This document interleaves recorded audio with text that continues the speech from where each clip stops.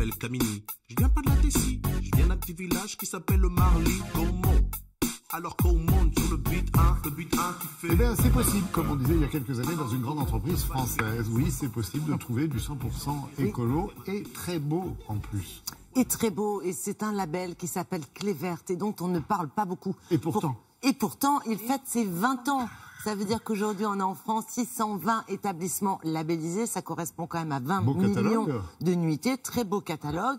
Label international, s'il vous plaît, reconnu dans 57 pays et qui garantit l'écologie, mais dans tous les types d'hébergements. C'est-à-dire aussi bien les hôtels, les campings, les villages de vacances, les auberges de jeunesse, les gîtes, les chambres d'hôtes, voyez, et j'en oublie peut-être. Et les châteaux aussi, et même les restaurants tout seuls, paraît-il. Alors, hébergement écologique, qu'est-ce que ça veut dire? Qu'on a vérifié d'abord le cadre de vie, et puis bien sûr la gestion de l'énergie, de l'eau, des déchets, que les achats sont bien durables, et qu'il y a bien un petit mini-débat qui s'installe avec les invités, les hôtes, pour les sensibiliser à l'écologie. C'est une démarche volontaire. Et avant d'être labellisé, on doit subir un audit. On va voir tout de suite de quoi il s'agit, parce qu'après l'audit, il y a en plus des contrôles. Tout ça est géré par l'association Terre Agir. Nous sommes rendus non loin d'Évreux, avec des chambres d'hôtes assez originales.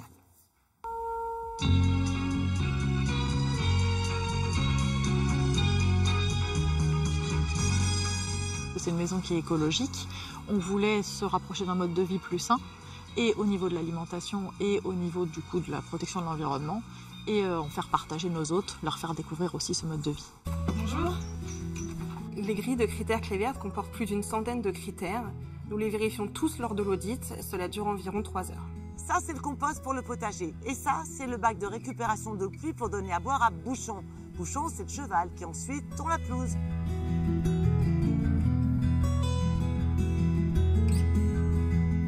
Donc toute la charte complète est ici, avec l'eau, l'énergie, les déchets, les produits locaux, les achats responsables. Votre démarche environnementale détaillée.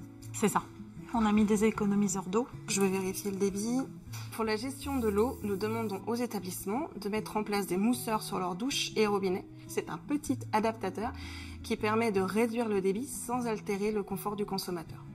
Le débit est stabilisé à 5 litres minute. Nous sommes en deçà des 8 litres minute exigés. Tout va bien. Donc là, vous avez bien installé toutes vos ampoules. Pour la gestion de l'énergie, nous demandons à ce que tous les éclairages de l'établissement soient équipés en LED ou en basse consommation.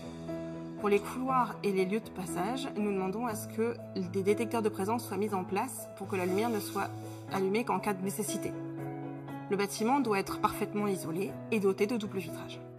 Pour les hôtes, le confort n'est absolument pas réduit, puisqu'ils ne ressentent pas la réduction de débit d'eau sur les douches. Et le chauffage au granulé est très agréable pour eux aussi, chauffe également les chambres.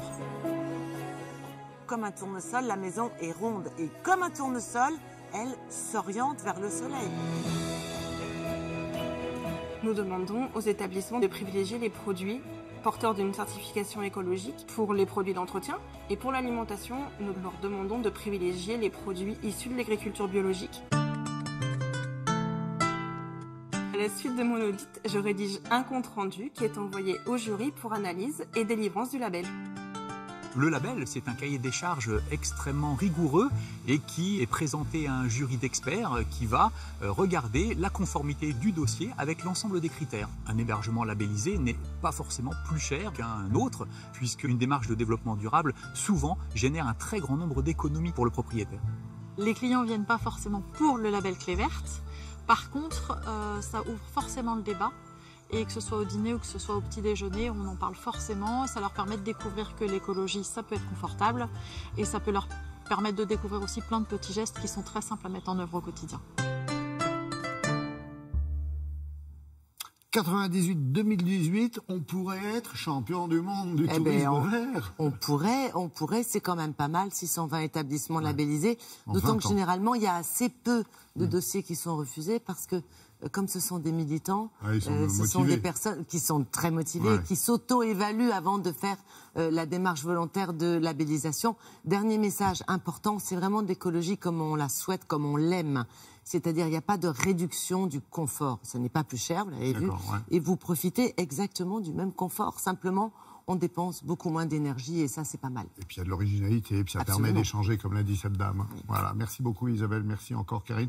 Sur ces 2 points, comme sur tous les autres que l'on a abordés depuis ce matin, 6h30, je le rappelle, nous commençons tôt pour vous accompagner le matin. Eh bien, vous pouvez réagir sur nos comptes, voilà, c'est marqué, Twitter, sur Twitter ou sur Instagram. On est là, on vous file des infos et on en attend en retour aussi également.